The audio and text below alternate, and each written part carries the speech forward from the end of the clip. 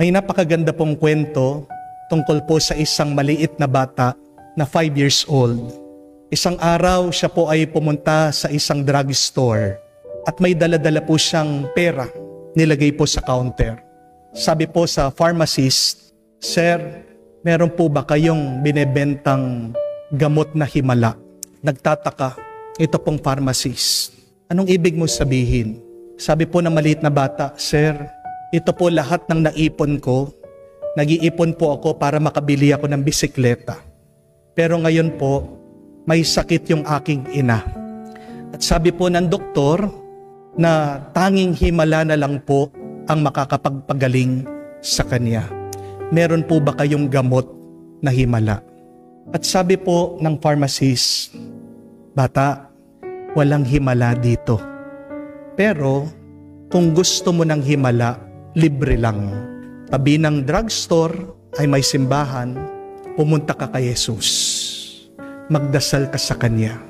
Dahil si Jesus lang ang doktor na makakapagbigay ng gamot ng himala sa iyong ina." Dali-dali po itong bata tumakbo sa simbahan, dala-dala yung kanyang pera. At nakita po niya itong larawan ng ating Panginoon nakapako sa krus. Tinapon po yung pera doon sa paanan ng ating Panginoon. Sabi, "Jesus, ito po yung ipon ko. Hindi na po ako bibili ng bisikleta. Tulungan niyo lang po yung aking ina. Hindi ko man po kayo matutulungan nang bumaba dyan sa krus. Alam ko po, nahihirapan kayo.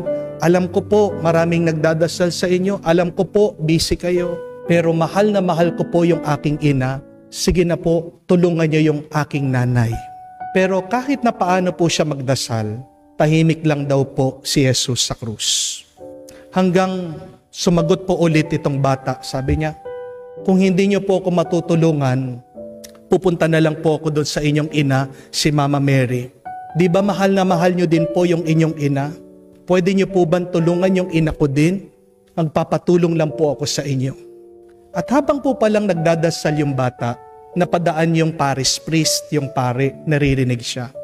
At biglang lumapit doon sa bata, sabi, "Bata, kung magdadasal ka sa Diyos, makiusap ka. Huwag kang mag-alala. Tutulungan ka niya kung mananalig ka." Naawa po itong parish priest, tinulungan po pauwi yung bata. Sabi po ng pare, "Dalhin mo na yung pera mo. Basta't pagdasal mo yung nanay mo. Sige, pagdadasal ko din siya." At habang pauwi, kinekwento daw po ng bata yung nangyari, yung sinabi ng doktor na himala na lang ang magpapagaling doon sa kanyang ina. Kinwento po ng bata na pumunta siya doon sa pharmacist. Sinabi ng pharmacist na wala siyang gamot na himala, tanging si Jesus lang. At nung pag-uwi po nila doon sa kanyang bahay, nabigla po sila dahil wala yung nanay niya doon sa kama. Tumiiyak po yung bata dahil akala niya namatay na yung nanay niya at kinuha na ng punerarya. Hanggang nabigla po sila, itong bata at ang pare, nung lumabas sila sa bahay, nakita nila yung nanay nakaupo dun sa hardin. Kakwento ng mga ibang kapitbahay. Malakas na at magaling. Ano po sabi nitong may sakit? Sabi, "Anak, meron kang kaibigan na doktor na dumating. Pinuntahan mo daw siya. Napakabait niya. Sabi niya, huwag ka daw mag-alala. At binigyan ako ng gamot. Pagkainom ko ng gamot, lumakas ako. Kaya tinulungan niya ako dahil sabi nitong doktor, mahal na mahal din daw niya yung kanyang ina." At ito pong bata at yung pare, umiiyak. Nagmilagro ang Panginoon. At ano pong sabi ng pare? "Tignan mo na, nauna pa ang Panginoon sa atin sa bahay." Narinig ka niya. At hindi po ba, mga kapatid, naririnig din na Diyos ang ating mga dasal. Alam ng Diyos ang ating mga paghihirap. Alam ng Diyos ang ating mga suliranin. Matagal na yung problema mo o ngayon pa lang, alam niya yan, nakikita niya, naririnig ka niya. Kaya magdasal ka lang at manalig ka sa Kanya. Anong mabuting balita? Balikan niyo po ang unang pagbasa, napakaganda. Hindi kagustuhan ng Diyos na tayo'y mamatay. At hindi natutuwa ang Diyos pag tayo'y nagdurusa.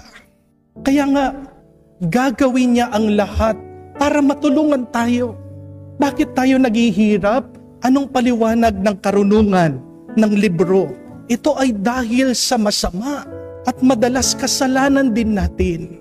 Pero kung gusto natin magkaroon ng kaayusan at kapayapaan at kabutihan ang ating buhay, anong kailangan nating gawin? Na lumapit tayo kay Jesus.